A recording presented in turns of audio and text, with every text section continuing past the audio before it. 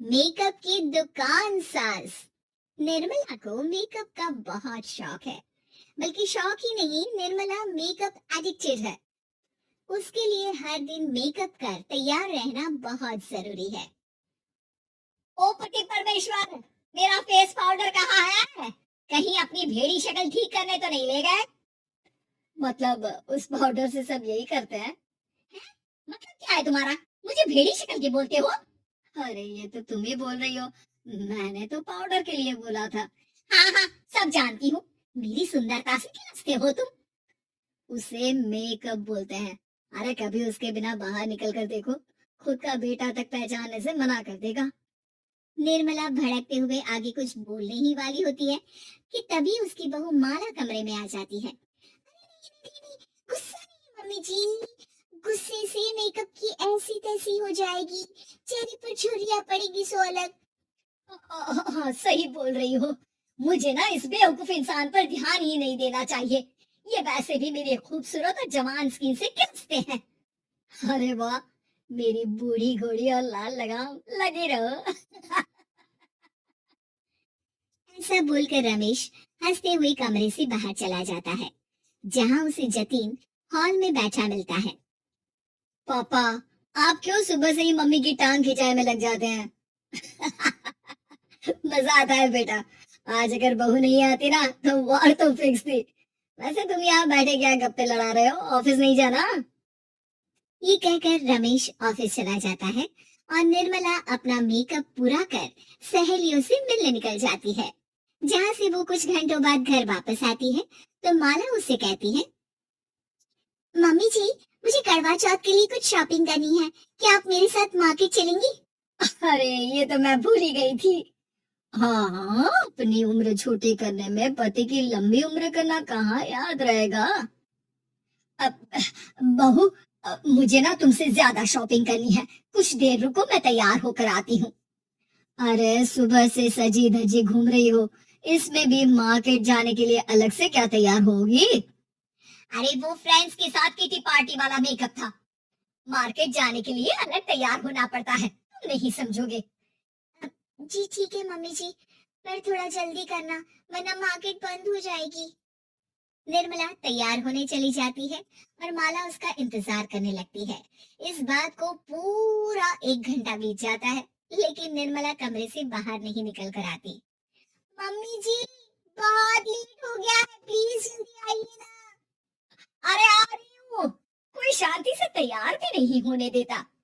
ये कहते हुए जैसे ही निर्मला कमरे से बाहर निकलती है तो माला और रमेश उसे देखकर हैरान रह जाते हैं। अरे, सिर्फ मार्केट जाने के लिए कपड़े, हेयर स्टाइल, मेकअप सब बदल दिया। अरे आखिर ऐसा कौन करता है? मैं करती हूँ जी। अगर आपके अंदर कोई फैशन सेंस नहीं है ना, तो इसमें मैं क्या कर सकती हूँ? आप दोनों इसे बाद में कंटिन्यू कर लेना, अभी बहुत लेट हो रहा है, प्लीज चले। मार्केट पहुंचते ही निर्मला मेकअप की दुकान पर चढ़ जाती है और एक के बाद एक सामान देखने लगती है। मम्मी जी, प्लीज थोड़ा जल्दी कीजिए, मुझे साड़ी खरीदनी है, दुकान बंद हो जाएगी। माला बार बार निर्मला को यही बोलती रहती है, लेकिन वो तो उसकी एक भी नहीं सुनती और देखते ही देखते मार्केट की सब दुकानें बंद हो जाती है। चलो मेरी शॉपिंग तो हो गई, अरे तुम्हें कुछ नहीं खरीदना? बहुत जल्दी याद आया आपको। अब इस मेकअप को लेकर ही घर चलो, मैं कल अकेले आकर खरीद लूंगी। दोनों निर्मला के मेकअप का सामान लेकर घर वापस आ जाती हैं। उन्हीं के साथ साथ जतिन भी घर पहुंच जाता है। अब निर्मला तो अपना मेकअप लेकर कमरे में चली जाती है, लेकिन माला उदास होकर वहीं बैठ जाती है। अरे शॉपिंग से वापस आई औरत को ऐसे उदास बैठे तो पहली बार देख रहा हूँ। क्या हुआ डार्लिंग? माला उन्हें मार्केट में हुई सारी बात बताती है। अब ये ज्यादा हो गया है।